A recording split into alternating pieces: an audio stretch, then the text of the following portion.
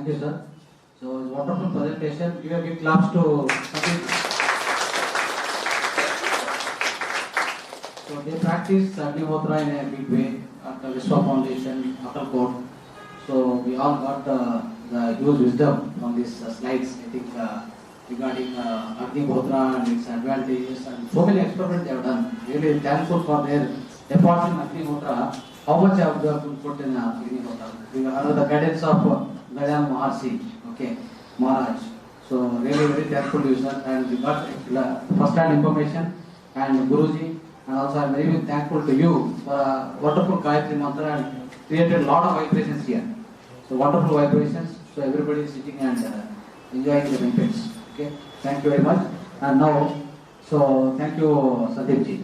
So and I invite our today's special participation by Omkara Goshala, which is located at Davos. And I would like to invite the founder of Goshala, Mr. Karthik, he has come here. So, 1 second. Karthik. So, he will present to you regarding Goshala, what are the efforts they are doing it, and how much the Goshala is maintained so nicely. Around 120 cows are there. Desi cows are there in their Goshala. The beautiful environment. You will give more details to us, and we can view their short film also on the Goshala now. So over to you. Hello. ನಮಸ್ಕಾರ. ನನ್ನ ಹೆಸರು ಕಾರ್ತಿಕ್ ಅಂತ. ನಾನು ಬೆಂಗಳೂರು ರಾಜರಾಜೇಶ್ವರದವರು. ನಮ್ಮ ಗೋಶಾಲೆ ಒಂದು ಶ್ರೀ ಓಂಕಾರ ಗೋಶಾಲೆ ಅಂತ ತುಮಕೂರು ರಸ್ತೆ ದಾವಸ್ಪೇಟೆ ಶಿವಗಂಗೆ. ಎಷ್ಟು ಜನಕ್ಕೆ ಗೊತ್ತಿದೆ ಶಿವಗಂಗೆ? ಆ ಶಿವಗಂಗೆ ಹತ್ರ ಬಂದ್ರೆ ಅಲ್ಲಿ ಪಕ್ಕದಲ್ಲೇ ಬೆಟ್ಟದ ಭಾಗದಲ್ಲಿ ಮೇಲನಗವಿ ಮಠ ಅಂತ ಇದೆ. ಅಲ್ಲಿ ಶ್ರೀ ಓಂಕಾರ ಗೋಶಾಲೆ ಅಂತ ಸುಮಾರು ಈಗ ಅಲ್ಲಿ 3 ವರ್ಷದಿಂದ ನಾವಿದ್ದೀವಿ. ಕಳೆದ 5 ವರ್ಷದ ಹಿಂದೆ ನಾವು ಬೇರೆ ಕಡೆ ಒಂದು ಜಾಗದಲ್ಲಿ ನಾವು ಮಾಡಿದ್ದು. ಜಾಗದ ಅಭಾವದಿಂದ ನಾವು ಅಲ್ಲಿಂದ ಹೊರಗಡೆ ಬಂದು ನಮ್ಮ ಮೇಲನಗವಿ ಮಠ ಅಂತ ಇದೆ. ಆ ಜಾಗದಲ್ಲಿ ವೀರಸಿಂಹಾಸನ ಮಠ ಅಂತಿದೆ ಮೇಲನಗವಿ. ಆ ಮಠದಲ್ಲಿ ನಮ್ಮ ಗುರುಗಳು ನಮ್ಮ ಮಠದಲ್ಲಿ ಗೋಶಾಲೆ ಇಲ್ಲ, ತಾವು ಇಲ್ಲೇ ಮಾಡ್ಬೋದು ಅಂತ ನಮಗೆ ಜಾಗದ ಅನುಕೂಲ ಮಾಡಿಕೊಟ್ಟಿದ್ದಾರೆ. ಹಾಗಾಗಿ ಅಲ್ಲಿ ಈಗ ಪ್ರೆಸೆಂಟ್ 125 ಗೋಗಳು ಅಲ್ಲಿದೆ. ಅದರಲ್ಲಿ ನಮ್ಮಲ್ಲಿ 3 ತಳಿಯ ಗೋಗಳಿದೆ. ನಾವು ಏನ್ ನಾಟಿ ತಳಿ ಅಂತ ಏನ್ ಹೇಳ್ತೀರಾ, ಹಳ್ಳಿಕಾರು ಮತ್ತೆ ಗಿರ್ ಅಂತ ಇದೆ. ಅದೇ ರೀತಿಯಲ್ಲಿ ಮಲೆನಾಡು ಗಿಡ್ಡ, ಈ ರೀತಿ 3 ತಳಿಯ ಗೋಗಳನ್ನ, ನಾಟಿ ತಳಿಯ ಗೋಗಳನ್ನ ನಾವು ಮಾಡ್ತಾ ಇದೀವಿ. ಅಲ್ಲಿ ಯಾವುದೇ ರೀತಿಯಲ್ಲಿ ಹಾಲಿಗಾಗಿ ಮತ್ತೆ ಇನ್ನೊಂದು ಯಾವುದೋ ನಾವು ಡೈರಿ ಫಾರ್ಮ್ ಮಾಡಿಲ್ಲ. ನಾವು ನಮ್ಮ ಉದ್ದೇಶ ಏನಪ್ಪಾ ಅಂತ ಹೇಳಿದ್ರೆ ದೇಶಿ ತಳಿಯ ಹಸುಗಳು ಉಳಿಬೇಕು. ನೀವು ಯಾವುದೇ ದೇವಸ್ಥಾನಗಳಿಗೆ, ಗುಡಿಗಳಲ್ಲಿ ನೀವು ಸಾವಿರಾರು ವರ್ಷದ ದೇವಸ್ಥಾನ ನೋಡಿರ್ಬೋದು. ಆ ದೇವಸ್ಥಾನದಲ್ಲಿ ಬಸವಣ್ಣ ಇರುತ್ತೆ, ಗಮನಿಸಿದ್ರ? ಸಾಧಾರಣವಾಗಿ ಶಿವನ ದೇವಸ್ಥಾನ ಮುಂದೆ ಅಂತೂ ನಂದಿ ಕುತ್ಕೊಂಡೇ ಇರುತ್ತೆ. ಆ ನಂದಿಯ ಹಿಂದ್ಗಡೆ ಡುಬ್ಬ ಇರುತ್ತೆ.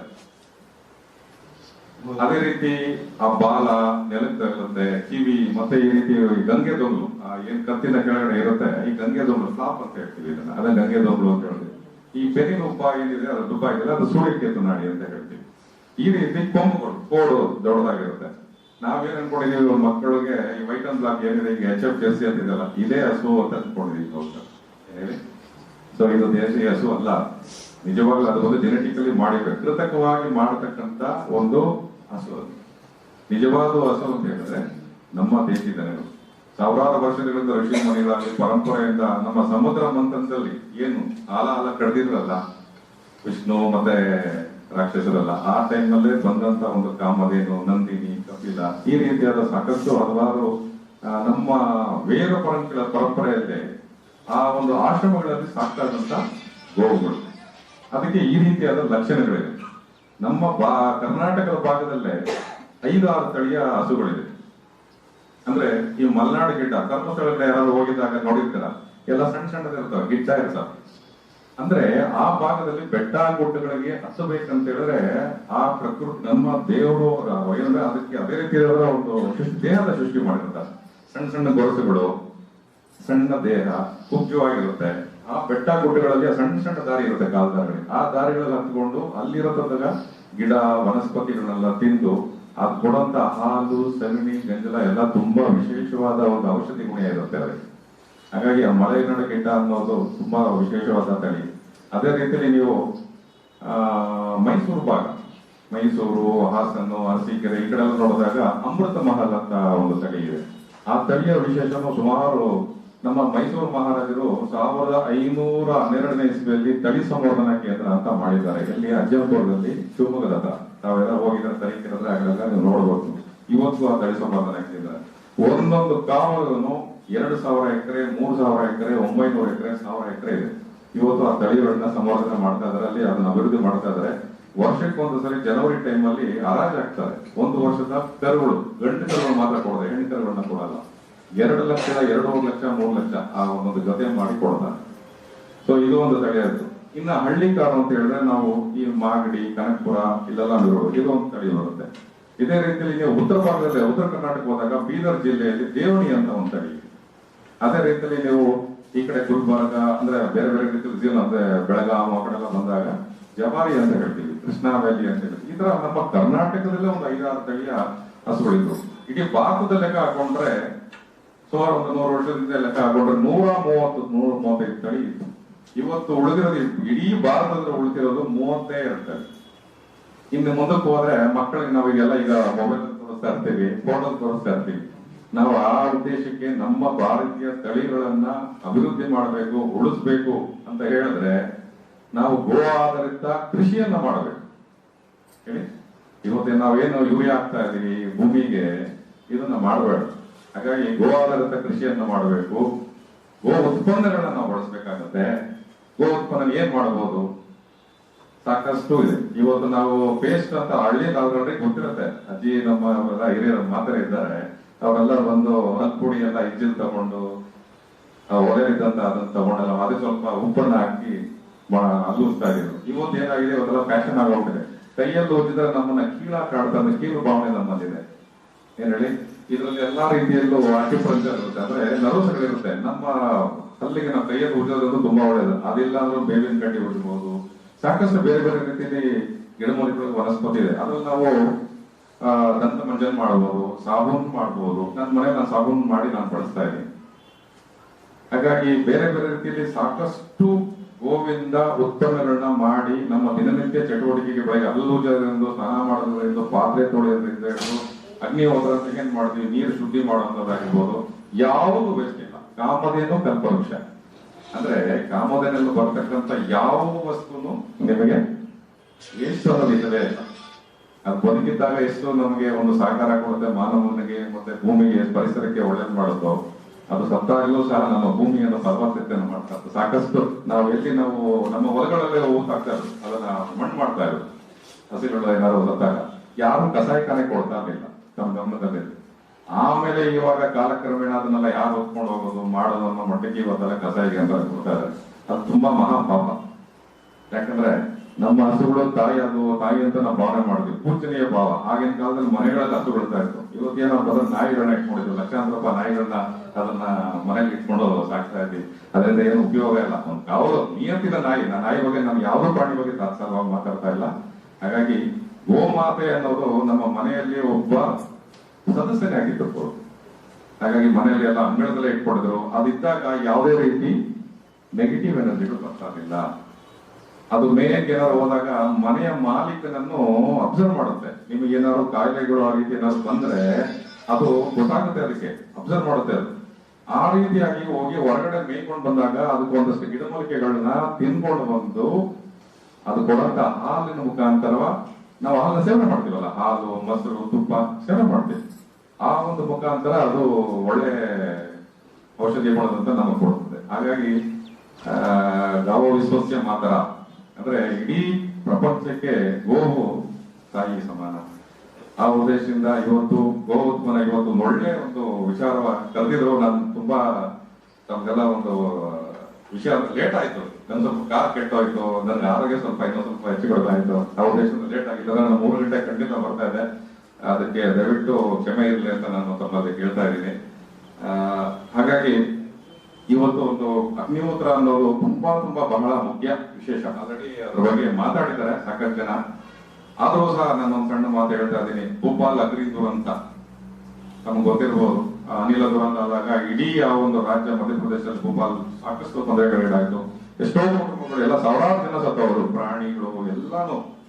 ಹಾಗಾಗಿ ಒಂದು 5-6 ಕುಟುಂಬಗಳು ಮಾತ್ರ ಉಳ್ಕೊಳ್ಳೋದು. ಯಾಕೆ ಉಳ್ಕೊಳ್ತು ಅಂತ ಬೇರೆ ಜರ್ಮನಿಯಿಂದ ಬೇರೆ ಬೇರೆ ರಾಜ್ಯ ದೇಶಗಳಿಂದ ಬಂದೆಲ್ಲ ರಿಸರ್ಚ್ ಮಾಡ್ತಾ ಇದ್ರು. ಮಾಡಿದಾಗ ಏನಪ್ಪಾ ಅಂತ ಹೇಳಿದ್ರೆ ಆ ಕುಟುಂಬ ಯಾಕೆ ಅಸ್ವಸ್ಥರಾಗಿದ್ದು, ಸತ್ತಿಲ್ಲ ಅವರು. ಕಾರಣ ಏನಪ್ಪಾ ಅಂತ ಹೇಳಿದ್ರೆ ಪ್ರತಿನಿತ್ಯ ಅವ್ರ ಮನೆಯಲ್ಲಿ ಅಗ್ನಿಹೋತ್ರ ಮಾಡ್ತಾ ಇದ್ರು. ಆ ಅಗ್ನಿಹೋತ್ರ ಮಾಡೋದ್ರಿಂದ ಅದರ ಒಂದು ಏನು ಅಂದ್ರೆ ದೇಶೀಯ ಹಸುವಿನ ಬೆರಣಿ, ದೇಶೀಯ ಹಸುವಿನ ತುಪ್ಪ, ಅನ್ಪಾಲಿಶ್ಡ್ ರೈಸ್, ಇದನ್ನ ಅರ್ಘ್ಯ ಮಾಡಿದಾಗ ನಮ್ಮಲ್ಲಿ ಇರುವಂತಹ ಸುತ್ತಮುತ್ತ ಇರುವಂತಹ ನೆಗೆಟಿವ್ ಎನರ್ಜಿ. ಇವತ್ತು ಕೊರೋನಾ ಅಂತ ಬಂದಿದೆ, ಯಾರು ಕಣ್ಣು ಕಾಣಿಸಿದ್ಯಾ? ಟಿವಿನಲ್ಲಿ ನೋಡಿದ್ರ, ಪಬ್ಲಿಕ್ ಟಿವಿ ನೋಡಿದ್ರ, 24/7 ಅದ್ರಲ್ಲಿ ನೋಡಿರ್ತೀರಾ, ಹೆಂಗೆ ಕ್ರಿಯೇಟ್ ಮಾಡಿರ್ತಾರೆ. ಈ ರೀತಿ ಬರುತ್ತೆ, ಈ ರೀತಿ ಇದೆ ಕೊರೋನಾ ಅಂತ. ಆದ್ರೆ ನಮ್ಮ ಋಷಿ ಮುನಿಗಳು ಆ ಕಾಲದಲ್ಲೇ ಸಾವಿರಾರು ಯಜ್ಞ ಯಾಗಾದಿಗಳನ್ನ ಮಾಡ್ತಾ ಇದ್ರು. ಯಾಕೆ ಹೇಳಿ? ದೇವರು ಮೆಚ್ತಾನ ಅಂತ ಅಲ್ಲ, ನಮ್ಮ ಸುತ್ತಮುತ್ತ ವಾತಾವರಣ ಚೆನ್ನಾಗಿರ್ಲಿ, ಗಿಡ ಮರಗಳು ಚೆನ್ನಾಗಿರ್ಲಿ, ಪ್ರಾಣಿಗಳು ಚೆನ್ನಾಗಿರ್ಲಿ, ಯಾವುದೇ ರೀತಿಯ ರೋಗ ರುಜಿನಗಳು ಬರದೇ ಇರಲಿ ಅನ್ನೋ ಉದ್ದೇಶ ಯಾಗ ಯಜ್ಞಗಳನ್ನ ಮಾಡ್ತಾ ಇದ್ರು. ಕಡೆಗೆ ಏನಾಯ್ತು, ಅದು ಬರ್ತಾ ಬರ್ತಾ ಬರ್ತಾ ಆ ಗುರುಕುಲ ಪದ್ಧತಿ ಹೋಯ್ತು. ನಾವೆಲ್ಲ ಒಂದು ಈ ತರ ಸಿಟಿಲಿ ಬಳತಾ ಇದೀವಿ. ಈ ಹೆಂಗೆ ಸೀಮಿತ ಆಗಿದೆ ಅಂತ ಹೇಳಿದ್ರೆ, ಮನೆಗೆ ಹೋಮ ಯಜ್ಞ ಮತ್ತೆ ಮನೆ ಗೃಹ ಪ್ರವೇಶಕ್ಕೆ ಮಾತ್ರ ಇವತ್ತು ಯಜ್ಞಗಳಾಗೋಗಿದೆ.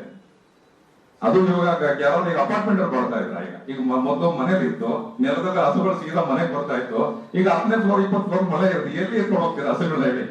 ಒಂದು ಯಾವ್ದೋ ಒಂದು ಬೆಳ್ಳಿದು ಯಾವ್ದೋ ಒಂದು ಸಣ್ಣದ ಇಟ್ಕೊಂಡು ನಾವು ಪೂಜೆ ಮಾಡಿ ಅದಕ್ಕೆ ಹಾಲಾಭಿಷೇಕ ಮಾಡ್ಬಿಡ್ತಾ ಇದ್ವಿ. ಈ ರೀತಿಯಾದ ಒಂದು ಪರಿಸ್ಥಿತಿ ಬರ್ತಾ ಇದೆ. ಹಾಗಾಗಿ ಗೋವು ನಮಗೆ ನಮ್ಮ ನಿತ್ಯ ಜೀವನದಲ್ಲಿ ನಮ್ಮ ಬಾಳಿಗೆ ಎಷ್ಟು ತುಂಬಾ ಪ್ರಾಮುಖ್ಯತೆ ಅನ್ನೋದನ್ನ ನಾವು ಪ್ರತಿಯೊಬ್ಬರು ನಾವು ಮನನ ಮಾಡ್ಕೋಬೇಕಾಗತ್ತೆ, ಅದನ್ನ ಸಾಕ್ಬೇಕಾಗತ್ತೆ. ಸರ್ ನಮ್ ಕೈಲಿ ಸಾಕಕ್ ಆಗ್ತಾ ಇಲ್ಲ, ನಾವು ಸಿಟಿಯಲ್ಲಿ ಇದೀವಿ, ಅಪಾರ್ಟ್ಮೆಂಟ್ ನಾವೇನ್ ಸಾಕಾಗತ್ತೆ? ಯಾರು ಗೋವುಗಳನ್ನ ಸಾಕ್ತಾ ಇದ್ದಾರೆ ನೀವು ಅಲ್ಲಿ ಹೋಗಿ, ಗೋಶಾಲೆಗಳಿದೆ, ಗೋಶಾಲೆಗೆ ಹೋಗಿ ನೀವು ನಿಮ್ ಕೈಯಲ್ಲಿ ಏನ್ ಸಹಾಯ ಆಗುತ್ತೋ ಅದನ್ನ ಮಾಡಿ. ಗೋವುಗಳಿಗೆ ನೀವು ಆ ಗೋ ಉತ್ಪನ್ನಗಳನ್ನ ತರಿಸಿ, ಬೆರಣಿ ತಗೊಂಡ್ ಬನ್ನಿ, ಮನೆ ಸಾರಿಸಿ. ಇವತ್ತು ಪೆನಾಯಿಲ್ ಎಲ್ಲ ಬಳಸ್ತಾ ಇದ್ದೀವಿ. ಆ ಪೆನಾಯಿಲ್ ಏನೇನ್ ಹಾಕಿದ್ರು ಗೊತ್ತಿಲ್ಲ, ಕೆಮಿಕಲ್ಗಳು. ನಮ್ಗೇನಾಗುತ್ತೆ, ಸುವಾಸನೆ ಒಳ್ಳೆ ಸ್ಮೆಲ್ ಬಂದ್ರೆ ಸಾಕು. ಬಣ್ಣ ನೋಡ್ತೀವಿ, ಒಳ್ಳೆ ಬೆಳ್ಳಗಿರ್ಬೇಕು ಅಕ್ಕಿ, ಒಳ್ಳೆ ಕಲರ್ ಬೆಳ್ಳಗಿರ್ಬೇಕು ಅಂತೆಲ್ಲ ಏನ್ ಹೇಳಿ. ಒಂದು 4-5 ವಿಚಾರಗಳು ಅಂದ್ರೆ ಮನೇಲಿ ದಿನನಿತ್ಯ ಒಂದಷ್ಟು ನೀವು ಬದಲಾವಣೆ ಮಾಡ್ಕೊಳ್ಳಿ. ಒಂದು ಶುದ್ಧವಾದ ಎಣ್ಣೆ, ಗಾಣದ ಎಣ್ಣೆನ ಬಳಸಿ. ಇವತ್ತು ಸನ್ಪ್ಯೂರ್ ನನ್ನ ಕಂಪನಿ ಬಗ್ಗೆ ನಾನು ಯಾವ್ದು ಬೇಜಾರು ಮಾಡ್ತಾ ಇಲ್ಲ, ಅಂದ್ರೆ ಒಂದಷ್ಟು ಪ್ಯಾರಾಫಿನ್ ಕೆಲವೊಂದು ವ್ಯಾಕ್ಸಿನ್ ಇದೆಲ್ಲ ಹಾಕಿ ಮಿಶ್ರಣ ಮಾಡಿ ಮಾತಾಡ್ತಾರೆ. ನಾ ಆ ಕಾಲದಲ್ಲಿ ನಿಮ್ಮ ಮನೇಲಿ ಏನೋ ನೀವು ರೈತರಾಗಿದ್ದೀರಾ, ನೀವು ಕಡಲೆಕಾಯಿ ಬೆಳಿತೀರಾ, ಇಲ್ಲ ತೆಂಗಿನಕಾಯಿ ಕೊಬ್ಬರಿ ಹಾಕ್ತೀರಾ, ನೀವು ನೇರವಾಗಿ ಇಟ್ಕೊಂಡು ಹೋಗಿ ಗಾಣ. ಇವತ್ತು ಸಾಕಷ್ಟು ಇವತ್ತು ಬೆಂಗಳೂರಲ್ಲಿ ಗಾಣಗಳಾಗಿದೆ, ಅದ್ರಲ್ಲಿ ಹೋಗಿ ನೇರವಾಗಿ ಹಾಕೊಂಡು ಬನ್ನಿ. ಯಾವುದೇ ಕೆಮಿಕಲ್ ಇರಲ್ಲ, ನೇರವಾಗಿ ಅದನ್ನ ಬಳಸಿ. ನಿಮ್ಮ ಆರೋಗ್ಯಕ್ಕೆ ಏನು ಸಮಸ್ಯೆ ಇರಲ್ಲ. ನಮ್ಮ ಆರೋಗ್ಯ ನಮ್ಮ ಕೈಯಲ್ಲಿ. ನಾವು ದುಡ್ಡು ಕೊಟ್ಬಿಟ್ಟು ನಾವು ಅದನ್ನ ತಿಂದು ಮತ್ತೆ ತಗೊಂಡು ಹೋಗಿ ಅದನ್ನ ಹಾಸ್ಪಿಟಲ್ ಖರ್ಚು ಮಾಡ್ತೀವಿ ಅಂತ ಹೇಳಿದ್ರೆ ಅದಕ್ಕಿಂತ ಉತ್ತಮವಾಗಿ ನಾವು ಹಾಸ್ಪಿಟಲ್ ಕೊಟ್ಟು ನಾವು ಆರೋಗ್ಯ ಸರಿಯಾಗಲ್ಲ. ಆ ಉದ್ದೇಶದಲ್ಲಿ ನಾವು ಒಳ್ಳೆಯ ಆಹಾರವನ್ನ ದುಡ್ಡು ಹೆಚ್ಚಿಗೆ ಕೊಟ್ಟು ತಗೊಂಡು ತಿನ್ನೋಣ, ಆರೋಗ್ಯದ ಸಮಸ್ಯೆ ಇರೋದಿಲ್ಲ. ಕಾಯಿಲೆ ಬಂದ್ರೆ ಮಾತ್ರ ಡಾಕ್ಟರ್ ನಮಗೆ ಆಗಲ್ಲ. ನಾವು ಕಾಯಿಲೆ ಪೇಷಂಟ್ ಇದ್ರೆ ಮಾತ್ರ ಡಾಕ್ಟರ್. ಹಾಗಾಗಿ ನಾವು ಒಳ್ಳೆ ಶುದ್ಧವಾದ ಆಹಾರವನ್ನು ತಿನ್ನೋಣ, ಗೋವಾಧಾರಿತ ಕೃಷಿಯನ್ನು ಮಾಡಬಹುದು, ಮಾಡಿಕೊಂಡು ಬನ್ನಿ. ಅದೇ ರೀತಿಯಲ್ಲಿ ನೀವು ನಾವು ಶಿವಗಂಗೆ ಕಡೆ ನೀವು ಬೇಕಾದ್ರೆ ಸರ್ ಹೇಳ್ತಾ ಇದ್ದೆ ನಾನು, ನೆಕ್ಸ್ಟ್ ಒಂದು ಕ್ಯಾಂಪಸ್ ಮಾಡಬಹುದು. ಯಾಕಂದ್ರೆ ಇಲ್ಲಿ ಜಾಗದ ಸ್ಥಳ ಅವಕಾಶ ಇರುತ್ತೆ. ನೀವು ಒಂದು ದಿವಸ ಹೊರಗಡೆ ಹೋಗಿ ಬರ್ಬೋದು, ಬೆಳಗ್ಗೆ ಹೋಗಿ ಸಂಜೆ ಬರ್ಬೋದು. ಆ ರೀತಿಯಲ್ಲಿ ಬನ್ನಿ, ಗೋ ಸೇವೆಯನ್ನ ಮಾಡಿ ಅಲ್ಲಿಂದ ಹೆಚ್ಚಿಗೆ ಮಾಹಿತಿಗಳು ತಿಳ್ಕೋಬಹುದು. ಶಿವಗಂಗೆ ಅನ್ನೋದು ಸುಮಾರು ಒಂದು 5,000 ವರ್ಷದ ಇತಿಹಾಸ ಇರತಕ್ಕಂತ ಒಂದು ಸ್ಥಳ. ಅದು ಆ ಸ್ಥಳಕ್ಕೆ ಬಂದು ನೀವು ಬನ್ನಿ, ಗೋ ಸೇವೆ ಮಾಡಿ ಒಂದಷ್ಟು ಮಾಹಿತಿಗಳನ್ನು ತಿಳ್ಕೊಂಡು ಅಲ್ಲಿ ನಿಮ್ಮ ಮಕ್ಕಳಿಗೆ, ಯಾಕಂದ್ರೆ ಇವತ್ತಿನ ಮಕ್ಕಳಿಗೆ ತುಂಬಾ ಬೇಕು. ನಿಮಗೆ ಗೊತ್ತಮ್ಮ, ಕೆಲವ್ರಿಗೆ ಗೊತ್ತಿರುತ್ತೆ. ಇವತ್ತು ಗೋ ಅಂದ್ರೆ ಎಲ್ಲಿ ಸಿಗುತ್ತೆ ಹಾಲು ಅಂತ ಹೇಳಿದ್ರೆ ಪಕ್ಕದಲ್ಲಿ ಎಲ್ಲೋ ಕ್ಷೇತ್ರ ಸಿಗುತ್ತೆ, ಅಲ್ಲಿ ಯಾವ್ದೋ ಒಂದು ಡೈರಿ ಸಿಗುತ್ತೆ ಅಂತ ಹೇಳ್ತಾರೆ. ಹಾಲು ಹೆಂಗ್ ಬರುತ್ತೆ, ಅದಕ್ಕೆ ಯಾವ ರೀತಿ ಫೀಡ್ ಮಾಡ್ತಾ ಇದ್ದಾರೆ, ಏನು ವಿಷಯ ಏನೋ ಗೊತ್ತಿಲ್ಲ ಇವತ್ತು. ಆ ಉದ್ದೇಶದಿಂದ ಗೋವಿನ ಬಗ್ಗೆ ಹೆಚ್ಚೆಚ್ಚು ಮಾಹಿತಿಗಳು ಕೊಡ್ಬೇಕಾಗತ್ತೆ. ಅಗ್ನಿಹೋತ್ರದಾಗಿರ್ಬೋದು, ಕೃಷಿ ಆಗಿರಬಹುದು. ಇವತ್ತು ಭೂಮಿ ಫಲವತ್ತತೆ ಆಗಿರ್ಬೇಕಂತ ಹೇಳಿದ್ರೆ ಗೋಮಾತೆ ಬೇಕೇ ಬೇಕು. ನಾನು ಕಳೆದ ಒಂದು 10 ದಿವಸ ಹಿಂದೆ ನಾನು ಮಹಾರಾಷ್ಟ್ರಕ್ಕೆ ಬಂದೆ. ಕನ್ನೇರಿ ಮಠ ಕೇಳಿದ್ರೆ ಯಾರ್ಯಾರು? ಕನ್ನೇರಿ ಮಠ ಕಾಡಸಿದ್ದೇಶ್ವರ ಸ್ವಾಮೀಜಿ ಅಂತ ಪಂಚಮಹಾಭೂತ ಅಂತ ಮಾಡಿದ್ರು. ಪಂಚಮಹಾಭೂತ ಅಂತ ಹೇಳಿದ್ರೆ ಹೇಳಿ 5 ತತ್ವಗಳು. ಈ 5 ತತ್ವಗಳದ ಒಂದು ಕಾರ್ಯಕ್ರಮ ಮಾಡಿದ್ರು. ಸುಮಾರು 30ರಿಂದ 35 ಲಕ್ಷ ಜನ ಸೇರಿದ್ದಾರೆ. ನಂಬ್ತೀರಾ? ಒಂದು ವಾರಕ್ಕೆ ಒಂದು ದಿವಸಕ್ಕೆ 3-4 ಲಕ್ಷ ಜನ ವಿಸಿಟರ್ಸ್ ಅಲ್ಲಿ 650 ಎಕರೆಯಲ್ಲಿ ಆ ಕಾರ್ಯಕ್ರಮ ಮಾಡಿದ್ರು. ಸುಮಾರು ಇಡೀ ಭಾರತದ ಎಲ್ಲಾ ಮಠದ ಸ್ವಾಮೀಜಿಗಳಿಗೆ ಬಂದಿದ್ರು. ಸ್ವಾಮೀಜಿಗಳಿಗೆ ಅವ್ರಿಗೆ ಏನ್ ಹೇಳಿದ್ರು ಅಂತ ಹೇಳಿದ್ರೆ, ನೀವು ಮಠಾಧೀಶರಾಗಿದ್ದೀರಾ, ನೀವು ಭಕ್ತಾದಿಗಳಿಗೆ ಪ್ರಸಾದ ಕೊಡ್ತಿರೋ ಇಲ್ವೋ ಗೊತ್ತಿಲ್ಲ, ಬಂದಂತ ರೈತರಿಗೆ ಜನಗಳಿಗೆ ಒಂದಷ್ಟು ದೇಶಿ ಬೀಜಗಳನ್ನ ಕೊಡಿ.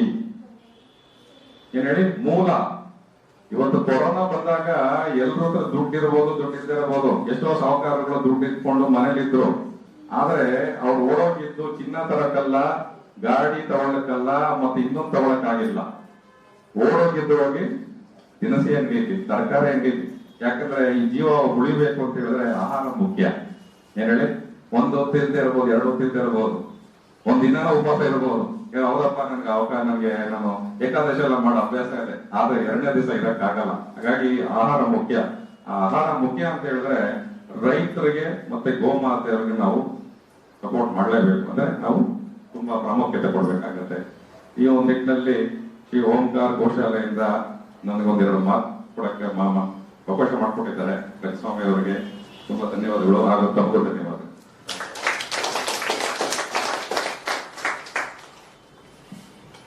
Thank you, sir.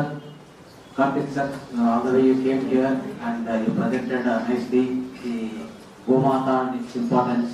And Goshala, Omkara Goshala, ಇವತ್ತು ಇನ್ನೊಂದು ಸ್ಮಾಲ್ ಮೆಸೇಜ್ ನಾವು ಕೊಟ್ಟಿದ್ವಿ ಪಾಂಪ್ಲೆಟ್ ಮುಖಾಂತರ. ಅಂದ್ರೆ ಇವತ್ತು ನಾವು 6 ಗಂಟೆಯಿಂದ ನಾವು ಈ ಅಗ್ನಿಹೋತ್ರ ಅನ್ನೋದು ಪ್ರಾಕ್ಟಿಕಲ್ ಆಗಿ ಹೆಂಗ್ ಮಾಡಬೇಕು, ಅದು ಪ್ರಾಕ್ಟೀಸ್ ಯಾವ ತರ ಮಾಡ್ತಾರೆ ಅನ್ನೋದು ಪ್ರಾಕ್ಟಿಕಲ್ ಆಗಿ ನೋಡ್ತೀವಿ. ಮೇಲೆ ಎಲ್ಲರನ್ನು ಮೇಲೆ ಹೋಗಿ ಭಾಗವಹಿಸಬೇಕಾಗುತ್ತೆ. ಇದು ಎಲ್ಲ ಅರೇಂಜ್ಮೆಂಟ್ ಮಾಡಿದ್ವಿ ಮೇಲೆ. ಅಂದ್ರೆ ಈ ಅಗ್ನಿಹೋತ್ರ ಪ್ರಾಕ್ಟೀಸ್ ತೋರ್ಸಕ್ಕೆ, ಅಂದ್ರೆ ಅಲ್ಲಿ ಹೋಮ ತರ ಮಾಡ್ತಾರೆ. ಈಗ 6 o'clock ಸ್ಟಾರ್ಟ್ ಆಗುತ್ತೆ. ಆದ್ರೆ ಈ ಓಂಕಾರ ಗೋಶಾಲೆಗೆ ನಾವೇನೇನಿದೆ ಅಂದ್ರೆ ಎಲ್ಲರೂ ಇಲ್ಲಿ ಯಾರು ಭಾಗವಹಿಸಿದ್ರು ಅವರು ಒಂದು ಪುಣ್ಯಕರ್ಮ ತರ ಹಾಕೊಂಡು ಆ ಗೋಶಾಲೆಯಲ್ಲಿ ಒಂದು ಹಸುವಿಗೆ ಒಂದ್ ದಿವಸಕ್ಕೆ 150 ರೂಪಾಯಿ, ಅದು ಗೋಗ್ರಾಸಕ್ಕೆ, ಅಂದ್ರೆ ಕೌ ಫೀಡ್ ಅಂತ ಹೇಳ್ತೀವಿ. ಗೋಗ್ರಾಸಕ್ಕೆ ನಾವು ಎಲ್ಲರಿಗೂ ಒಂದು ರಿಕ್ವೆಸ್ಟ್ ಇರ್ಬೋದು, ನಿಮ್ಮ ಪುಣ್ಯಕರ್ಮ ಅಂತ ನೀವು ಮಾಡ್ಕೋಬಹುದು. ಇಲ್ಲಿ ಅವ್ರ ಗೋಶಾಲಾ ಫೌಂಡರ್ ಅವರು ಕಾರ್ತಿಕ್ ಅವರು ಅವ್ರ ಕೈ ಕೊಟ್ರೆ ಅವರು ಅಕೌಂಟ್ ಕಳಿಸಿದ್ರು. ಅದು ನಿಮ್ಮ ಹೆಸರಲ್ಲಿ ಒಂದ್ ದಿವಸಕ್ಕೆ ಗೋಗ್ರಾಸ ಅಂತ ಆಗತ್ತೆ. ಅಂದ್ರೆ ಗೋವಿಗೆ, ಆ ಹಸುಗೆ ಒಂದ್ ದಿವಸಕ್ಕೆ ಫುಡ್ ಅನ್ನೋದು ಸಿಗತ್ತೆ ನಿಮ್ಮಿಂದ. ಸೊ ಇದು ರೀಚ್ ಟು ದಿ ಡಿವಿನಿಟಿ. ಅದು ನಿಮ್ಗೆಲ್ಲರಿಗೂ ಒಳ್ಳೇದಾಗತ್ತೆ. ಯಾರು ನೀವು ಆತರ ದಾನ ಮಾಡ್ಬೇಕಂದ್ರೆ ನಾವು ಅಂದ್ರೆ ಈ ಪ್ರೋಗ್ರಾಮ್ ಆದ್ಮೇಲೆ ಮೇಲೆ ಹೋಗ್ತೀವಿ, ಅಲ್ಲೆಲ್ಲ ಪ್ರಾಕ್ಟೀಸ್ ಮಾಡ್ತೀವಿ, ಅವಾಗ ಮಾಡ್ಕೊಳ್ಬಹುದು. So thank you sir, thank you. ಈಗ ಓಂಕಾರ ಗೋಶಾಲದು ಶಾರ್ಟ್ ಡಾಕ್ಯುಮೆಂಟ್ ಇದೆ, ಶಾರ್ಟ್ ಫಿಲ್ಮ್ ಇದೆ, ಸ್ವಲ್ಪ ನೀವೆಲ್ಲ ನೋಡ್ಬೋದು.